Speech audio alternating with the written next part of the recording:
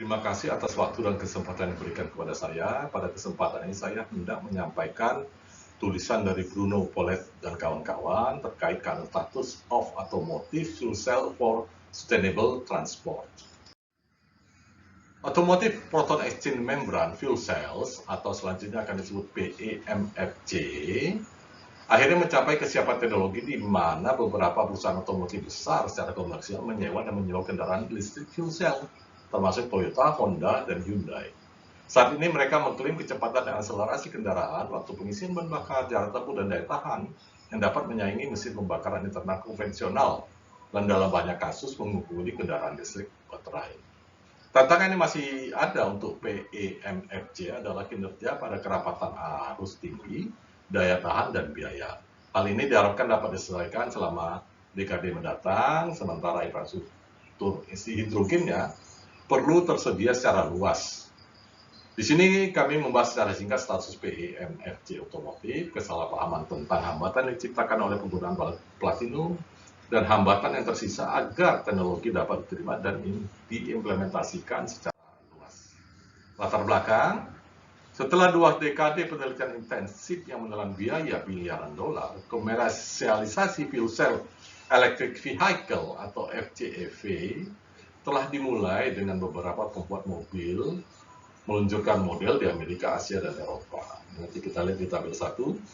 Penjualan baterai elektrik vehicle BEV melebihi 1 juta per tahun, sedangkan FCEV sangat lambat perkembangannya, sebagian karena infrastruktur hidrogen tertinggal 1 dekade dari pom pengisian mobil baterai listrik. Ya. Nah, di sini tabel 1 tadi yang disebut tadi, kita lihat di sini ada 4 merek mobil di sini, Toyota Mirai, Hyundai Clarity, Hyundai Nexo ya. Nah, di sini Toyota Mirai sudah sejak tahun 2014 bersama iX358 Hyundai dan Pascon ya. Nah, di sini kita lihat power density-nya relatif hampir sama kecuali Hyundai, jadi di tahun 2014 masih 1,65 kW per liter ya. Kemudian jarak tempuh ini juga menjadi perhatian juga ini. Toyota Mirai 2014 sudah di antara 312 sampai 502 estimated range ya. Kemudian yang lainnya bisa kita lihat juga di sini. Fuel ekonomi kilogram hidrogen per 100 km kita lihat di sini ya. Toyota Mirai yang masih sangat irit ya di tahun 2014. Ini tahun 2020-2021 saat ini jauh lebih irit lagi mungkin. Kita lihat nanti perkembangannya. Saya lanjutkan. Adapun latar belakang keunggulan FCEV dibandingkan BEV ya. Satu, pengisian bahan bakar cepat. Jadi itu kita tahu hidrogen itu tekanan di storage-nya itu di mobil itu tekanan 70 bar ya, 3 sampai dengan 5 menit. Tapi kalau sekarang sistem mobil baterai listrik pun sekarang penggantiannya udah sistem kayak tabung gas itu, baterainya langsung diganti, jadi cepat juga sekarang. Kalau pengisian cas listriknya memang lama. Sekali pengisian bisa sampai jangkauan yang jarak 600 km. Umur lebih panjang, bisa lebih besar dari penggunaan 200.000 km operasinya ya. Fuel cell-nya kalau baterai mungkin harus diganti dengan yang baru ya untuk jarak tempuh yang relatif sama. Pengalaman pengemudi yang lebih baik dan keamanan ya, ini juga jadi pengalaman juga. Modal awal FCEV masih lebih tinggi memang dan biaya operasinya 2 kali karena katalisnya sampai sekarang itu umumnya menggunakan platinum. Nanti kita jelaskan ini platinum ini bisa 30% dari biaya pembuatan fuel cell. Fuel stack-nya ya, dan volume produksi masih rendah saat ini ya. Kalah memang dengan mobil listrik ya, menggunakan baterai listrik. Nah, satu lagi terkait platinum, ada kesalahpahaman juga ini. Memang platinum ini menjadi penyumbang terbesar, yaitu sekitar sepertiga dari total biaya full stack seperti saya jelaskan sebelumnya, dengan katalis converter bahan bakar otomotif ya. Mineralnya langka, kemudian penambangan PT terkonsentrasi secara geopolitik di daerah yang tidak stabil secara ekonomi. Pada saat ditulis ini harga PT itu sekitar $30 per gram ya, 50.000 kali lebih mahal dari besi tahan baja tahan karat. Kemudian ini bisa kita lihat evaluasi dari biaya dan kandungan platinum grup metal ya, per 100 kW FCEV ya. Di sini batang ini menggambarkan total biaya dari PGM berdasarkan harga PT mentah $30 per gram tadi. Nilai pada grafik batang memberikan total biaya fuel cell stack untuk teoritisnya 500.000 produksinya per tahun ya. Memang belum sampai segitu. Nilai di luar batang memberikan total kandungan PGE per satuan luas ya, dan miligram per sentimeter kuadrat luas sel ya, dan gram untuk FCEV yang 100 per 100 kW ya. Ini warna hijau ini kita lihat di tahun 2020.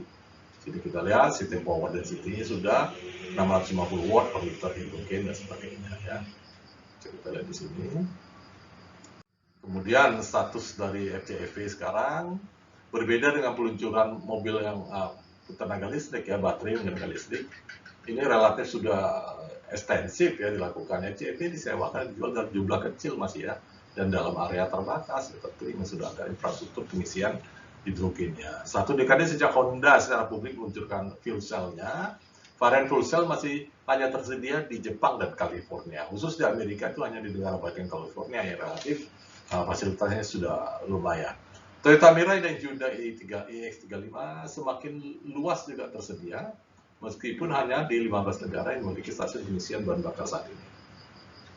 Dari total 5.600 FCEV yang sudah digunakan di Amerika itu sendiri merupakan 50% dari yang digunakan di dunia. Jadi setengahnya itu baru kumpulan dari negara-negara lain.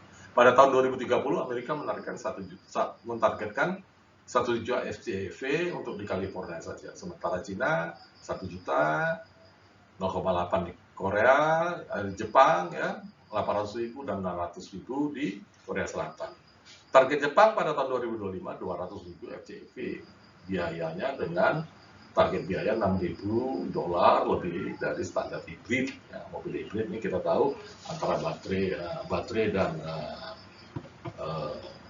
mobil konvensional ya, kombinasi ya.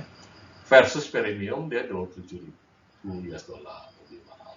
Targetnya 2025. Target biaya untuk fuel cell turun dari $200 menjadi $50 per kilowatt yang dihasilkan. Kebutuhan membran penukar proton fuel cell atau PMC untuk bis, truk, kereta api ini ya, transportasi besar ini ya, bahkan untuk penerbangan lebih perhatian ya. Status fuel cell system ya, saat ini daya tahan dan biaya merupakan tantangan utama yang masih harus dipenuhi. Ya, US DOE ini dengan target sistem fuel cell berbiaya $40 per kW, efisiensi 65%, daya puncaknya 12 pada daya puncak, dan kemudian kandungan PT-nya 12,5 gram. Tapi tadi juga berdasar asumsi ya, produksinya 500.000 per tahun. Ya. Menurut Moreno dan kawan-kawan, mengurangi membran electrode assembly atau MEA hingga 30% menghasilkan $40 per kW, sehingga target biaya 2020 dapat dicapai. Sesuai dengan pengurangan biaya katalis menjadi $4 per kW dan membran menjadi $1 per kW. Katalis loading dapat diturunkan dengan menemukan katalis yang lebih baik dengan aktivitas sehingga reaction ya ORL lebih tinggi ya. Meningkatkan luas permukaan katalis dan menurunkan mass transport losses pada high current densities ya. Nah, ini bisa kita lihat evolusi dan proyeksi biaya produksi otomotif ya. Memang nggak di setiap batang ini kita digambarkan di sini ya. Tapi dengan asumsi juga per 500.000 produksi per tahun. Nah, di sini di tahun 2010 ya, di tahun sebelumnya lebih tinggi adalah 225.000 cost. Kemudian 2015 jadi turun banyak, ini jadi 130 ya, jarak 5 tahun.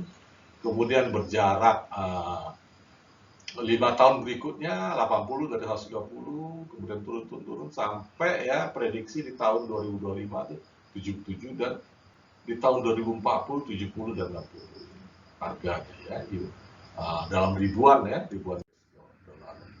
Katalis ORR ini ya, oxygen reaction ini ya, perkembangannya juga lambat ya, dengan untuk menurunkan total kandungan PT tadi dari 30 gram menjadi 10 kg. Perhatian saat ini pada MEA terutama difokus pada memperbaiki lapisan katalis katoda. Reaksi ORR lambat dan masih banyak tantangan di sini ya.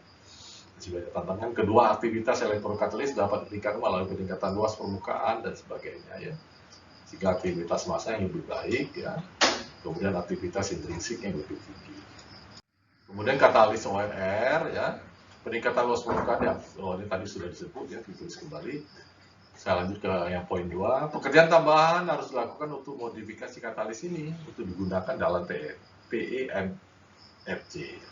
Bagian karena struktur elektroda yang berbeda dalam PEMFC dibandingkan dengan elektroda difusi gas berisi asam dari fuel cell asam fosfat, ini fosforik.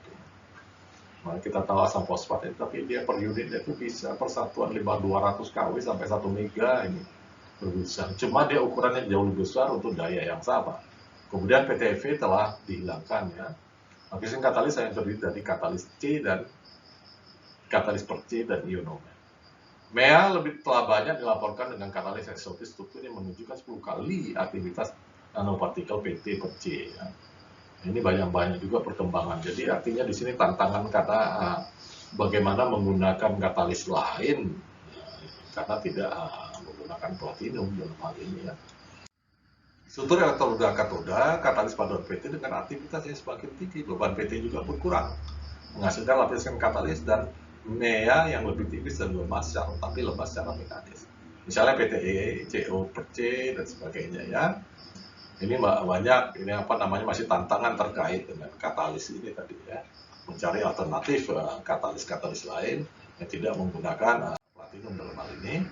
Nah ini ada juga terkait oxygen reduction reaction ya, tapi dengan lagi-lagi free dari platinum ini ya.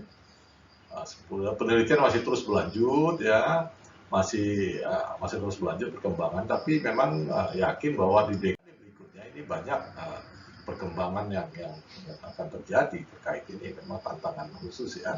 Kemudian boleh dikatakan di sini di kata penutupnya bahwa tujuan keseluruhan untuk PEMFC otomotif adalah untuk mencocokkan kinerja, biaya dan tahannya dari mesin konvensional. Jadi referensinya ke sana, target-target yang untuk digunakan seperti biaya investasi awal, memang mobil-mobil dengan hidrogen ini masih lebih mahal dari mesin konvensional yang menggunakan bahan bakar fosil ya. Performa dan daya tahan meliputi komponen fuel cell, termasuk pelat dipolarnya, membran katalis, dan lapisan infusi gas di fuel stack ya. Keseimbangan fuel stack telah meningkat secara signifikan pada dekade sekarang sampai tahun 2020. Sekarang sangat mungkin bahwa target biaya dan daya tahan akan terpenuhi dalam dekade berikutnya, artinya setelah 2020 mungkin sampai 2030 ya kita lihat. Tapi kelihatan penggunaan biaya juga tadi semakin turun, artinya semakin kompetitif ya. Mencocokkan kinerja juga daya tempuhnya semakin jauh ya. Tapi ini tergantung berapa banyak hidrogen yang bisa dibawa di dalam mobil tersebut. Makin banyak tangki-tangkinya, mungkin sekarang itu seperti Toyota Merah itu ada yang sampai sudah 3 storage hidrogen yang dibawa. Berarti kan daya tempuhnya makin jauh dan mungkin makin efisien. Tadi tahun 2014 saja dia sudah 0,76 kg hidrogen per 100 km. Makin kecil angka itu makin efisien, dia makin jauh jarak tempuhnya. Demikian Bapak Ibu, terima kasih atas perhatiannya. Saya akhiri.